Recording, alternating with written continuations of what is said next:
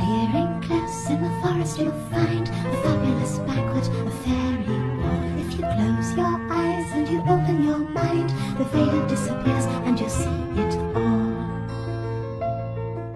Hi my angels, it's Hailey Reese, and today's video is one that I am very excited to be talking about because it's a question that I get so frequently, and that is why animals and children are more receptive and prone to paranormal experiences. But before I get into today's video, I just want to let you guys know that I have officially created my vlogging channel, Daily Hailey, which I feel like is really clever and witty, and I know it's probably been done a million times before, but I just thought it was cute. So I finally started that up, and I'm really excited about it to bring some different content that I wouldn't upload here on this channel, which is like daily vlogs and makeup routines and outings with the family and just types of videos like that. If it is something that you guys are interested in and you want to see more of me, I will have the link to Daily Hailey at the top of my description. I would love it if you guys would go ahead and subscribe. I'm going to be posting my very first video this Wednesday. And make sure to turn on your post notifications because the first couple of people to comment on the very first Daily Hailey video, I'm going to be reaching out to for FaceTime calls and stuff like that. So I'm really excited about this. I really want you guys, I just said really like 700 times. I really want you guys to get to know me and who I am and who my family is and just more personal, intimate stuff that I don't want to clog this channel up with. So yeah, the link's at the top of the description. Please subscribe if that's something you're interested in. And if it's not, no worries. This channel is going to stay the exact same for you guys and no hard feelings. So I personally have seen firsthand so many children and animal paranormal experiences. It's actually ridiculous. Like when I was a nanny, the little boy that I nannied had a baby monitor with a video part of it. So basically I could see what he was doing while he was napping, and it was really helpful.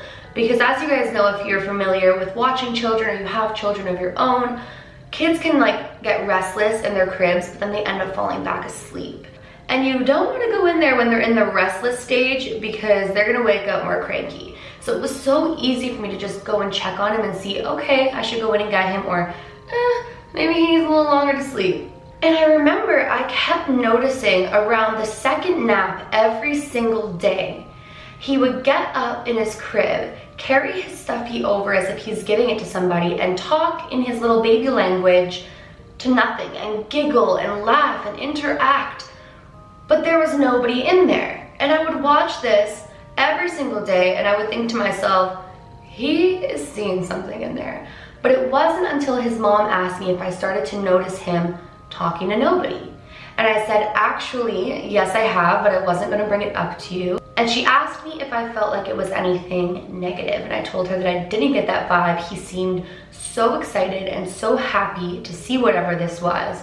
And that was when she told me that her father had actually passed away, and she really believes in her heart every time he picks up a block and goes and gives it to nothing, or he starts talking to nothing, that it was her father. And I told her that I thought that that really could be the case because it happens all the time. And that was when she asked me, well, why don't I see my dad? Why don't I experience it? And I told her that I wasn't entirely sure. I've also had so many people tell me that their pets will see things and they'll start growling or barking or interacting with something that isn't there, and that they know their pets. It's not them hearing a weird little noise, it's them really seeing something. And that was when I really went on like this journey of trying to figure out why it is that animals and children are so open and receptive to paranormal happenings and activities. But as adults, we really don't have those experiences as frequently. And I actually learned so much about us as spiritual beings, as human beings, as people in this current dimension. And so that's something that I really just want to share with you guys today, because it's a question that I still get even from some of you guys. And I feel like it's really an awakening moment for us as human beings to learn about this. So when you're born as a child, you are obviously born a spiritual being, and you are born out of purity and love. Each and every child comes into this world extremely pure, naive to how dark the world can be, naive to any struggles or finances, or what it means to be an adult, or what it means to be a human being, or what it means to be born third world or first world, or what it just means to go through life. You know nothing of that. Your mind is curious and it's open and it's receptive, but it also contains nothing but curiosity, imagination, love, and light. Now, this will always change. For some children, unfortunately, it changes extremely young due to circumstances that they're born into, or things that they're taught, or certain home life situations. And for some people, it happens much later in life. But eventually, you're going to realize the difference between imagination and fantasy and the real reality of things. Now, the unfortunate part for us, as far as the paranormal world is concerned in these moments, is that the paranormal world is not imagination and is not fantasy. It is in fact reality, but it's often mistaken by adults as imagination and as fantasy because people would rather say that things they don't understand or can't explain aren't real, rather than to take the time to try to have an open mind. Now, as children, we automatically have open minds. I could sit in my bedroom for hours with my Polly Pockets and my Bratz and all of my Barbie dolls, and I could sit there and make up lives for them, and I felt like they were real. I felt like my stuffed animals were real. And this didn't even cross my mind as being strange because I was a child. So if you so happen to see a deceased grandparent that you don't even know is deceased, come into the room and look exactly like a human being, look exactly like your parents and your peers, you're not even going to think twice.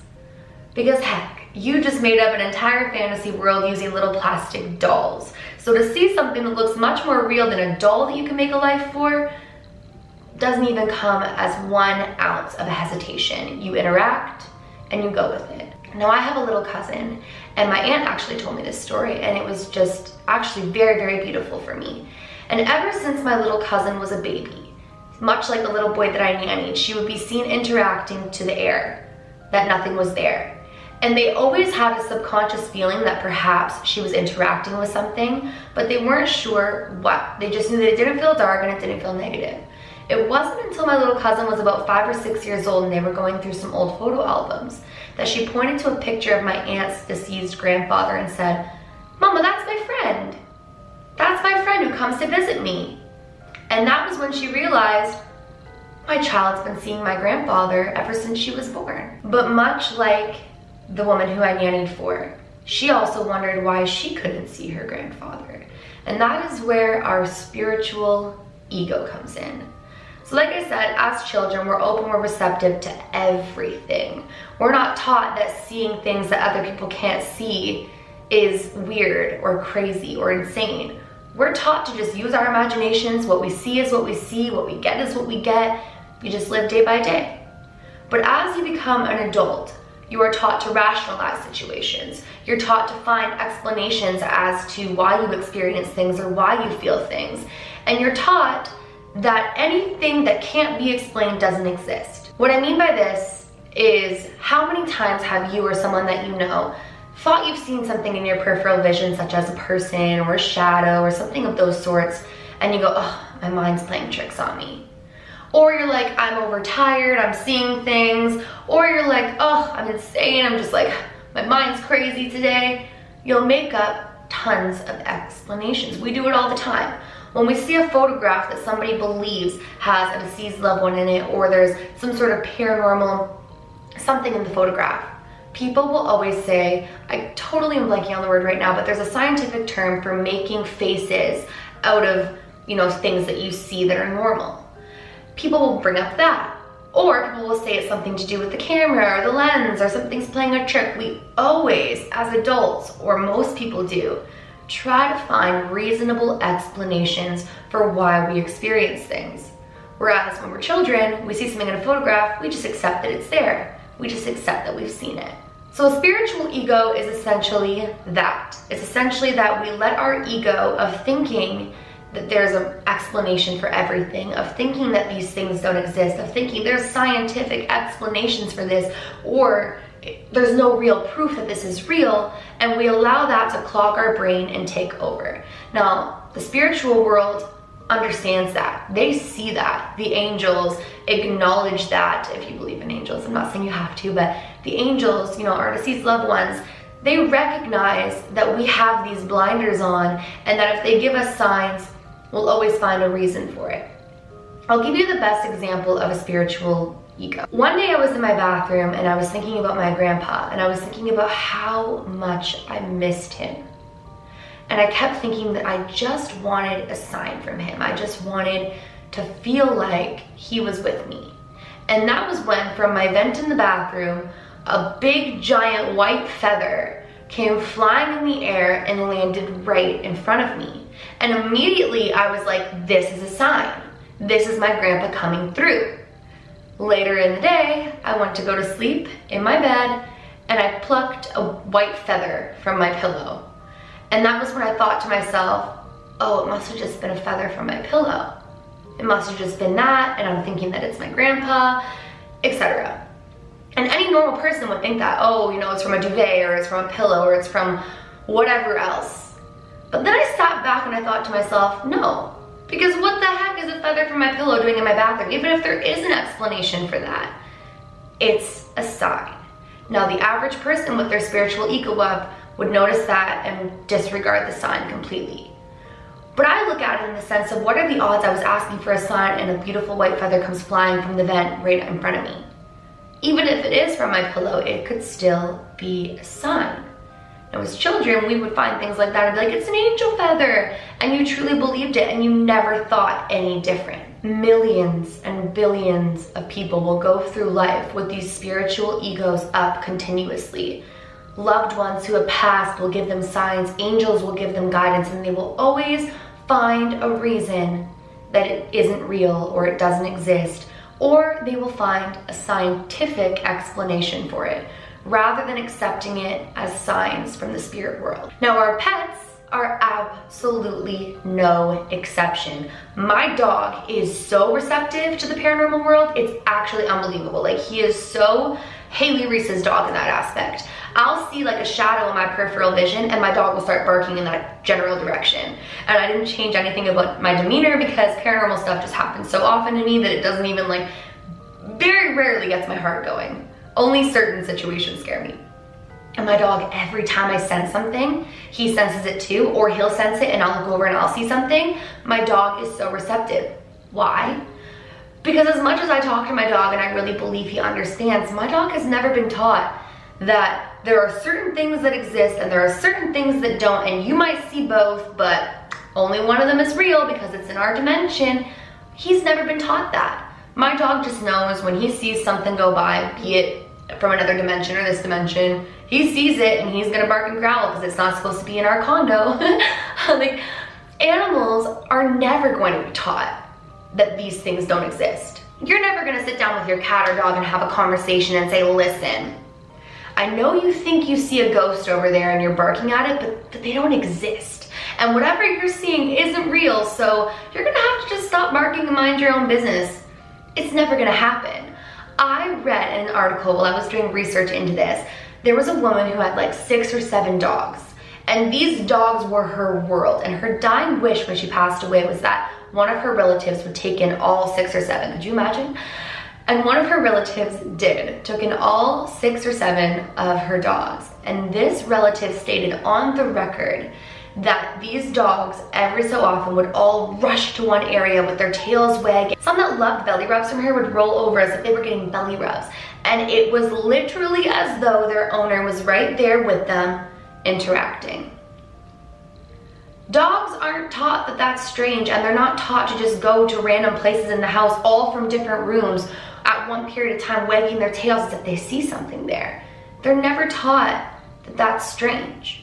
But perhaps the reason that the relative didn't see it is because her spiritual ego is up. Now, some people could totally believe in the paranormal world and the spiritual world and still have their egos up because of fear. Fear will be the #1 thing to keep your spiritual ego up. If you are afraid to see, Like, what I mean by this is, let's say your mother passed away and you loved your mother to death and you would love to see her, but subconsciously seeing her would scare the living daylights out of you. Even though you love her, you'd be like, what are you doing? Like, you would be frightened. Even if you say, Mom, I want to see you, I miss you, she knows. My teeth just whistled. She knows as a spiritual being that your ego is up, that it's up from fear. And one thing that the spiritual world and the paranormal world do not like to do if they're of light and love is to scare you. They never want to scare you. Angels, deceased loved ones, spirit guides, they do not want to scare you. Anything that is scaring you, and once you tell it it's scaring you and it continues to scare you, is not of light and love. It is not something that you want around, because things of light and love do not want to scare you. So if you are subconsciously even the slightest bit afraid, you won't be having experiences like you'd like to. Fear is the number one thing, and also disbelief. In Disney movies, they say, I think it's something along the lines of like, only those who believe in the power of magic will experience it. Something like that. And I truly believe that is completely accurate. If you don't believe wholeheartedly, even if you get experiences, your spiritual ego is way up. You will disregard it completely. But animals and children, they know no different. They're too pure. They're not taught that it's crazy. You don't go up to your kid and say, oh, by the way, welcome to the world. If you start to experience anything that mommy and daddy aren't seeing, you're crazy, doesn't exist. You don't do that. So your children just have it happen because they are pure, they are open-minded, and they are receptive, and they are not afraid. Anything that scares a child, like I said, is not of light and love. If your child is interacting with something happily or recognizing something happily, or your animal is, it's something of light and love. It may be a deceased family member, a spirit guide, an angel, something. But anything that scares your child is not. That is essentially why children and animals see things that we don't, but it doesn't mean that we can't. The first steps to dropping your spiritual ego is recognizing that you have one. And once you recognize that you have one, it's very easy for you to start to lessen it.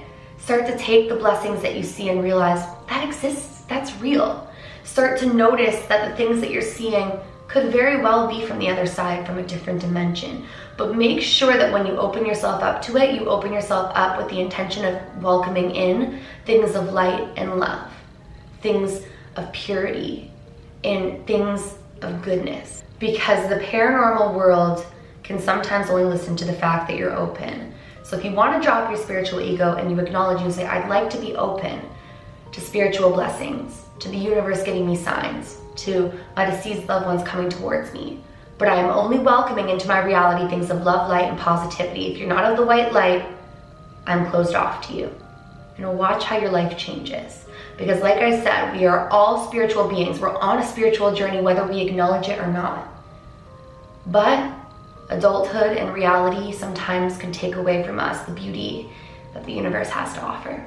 Well, you guys, that is essentially everything that I wanted to talk about for today's video. I really hope that you guys enjoyed it. I hope that it kind of helps you understand why animals and children are more open to it. And I hope that maybe if you are somebody who has their spiritual ego up, you can try to lessen it and drop it down, because like I said, the universe has blessings on deck for you. And it would be really nice if you could see them for yourself. Like I mentioned at the beginning of today's video, Daily Hailey begins on Wednesday. I will have the link to the channel in the description. Please go ahead and give it a subscription if it's something you want to see. Turn on your bell, because if you are one of the first to comment, we could be FaceTiming together. That would be so cool. I love FaceTiming you guys. I FaceTime so many of you, and it's the best thing in the whole wide world. But that is it for today's video. If you're new to my channel, or you are just not yet subscribed, but you do enjoy my videos, I would love it if you would go ahead, click the subscribe button, turn on the bell so you don't miss a video, and then you'll get to see more content from me. And please give this video a big thumbs up if you did enjoy it. It makes my heart super, super happy, and I really, really appreciate it when you do that. So please do that. Remember, my loves, do all things with kindness. And until next time, I love you.